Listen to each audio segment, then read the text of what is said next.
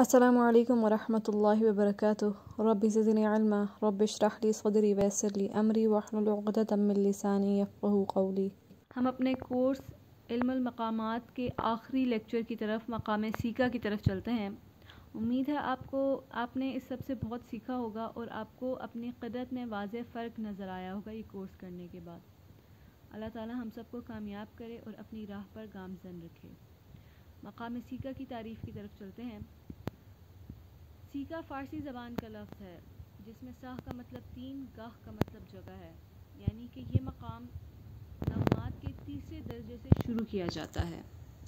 بیات اور رست پڑھنے کے بعد یہ لہجہ غم اور خوشی کی دونوں کی مفہوم میں آتا ہے، تو اس لہجے کو ہم خوشی اور غم دونوں والی آیتوں میں پڑھ سکتے ہیں۔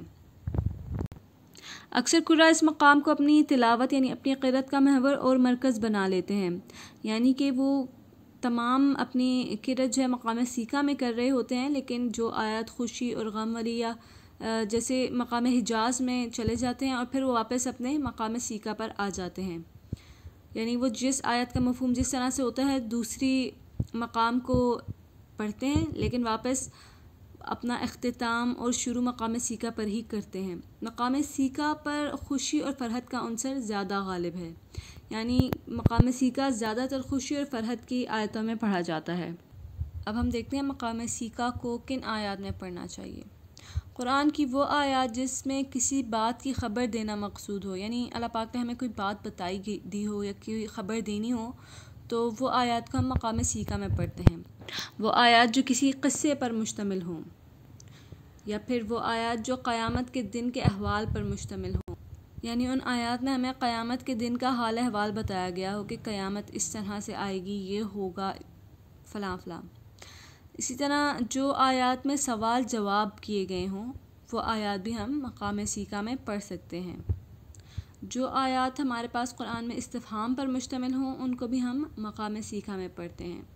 وہ آیات جن میں ایک نوع کی ڈانٹ ڈپٹ اور زجر و توبیخ ہو، یعنی کہ کسی ایک اللہ پاک نے کسی علاقے کے لوگوں کو پہ ڈانٹ ڈپٹ کی گئی ہو، اس پہ ناراضگی کا اظہار کیا گیا ہو، تو وہ آیات بھی ہم مقام سیکا میں پڑھ سکتے ہیں۔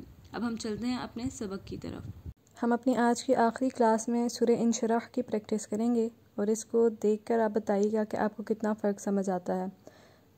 آج یہ آخری کلاس ہے علم المقامات کی۔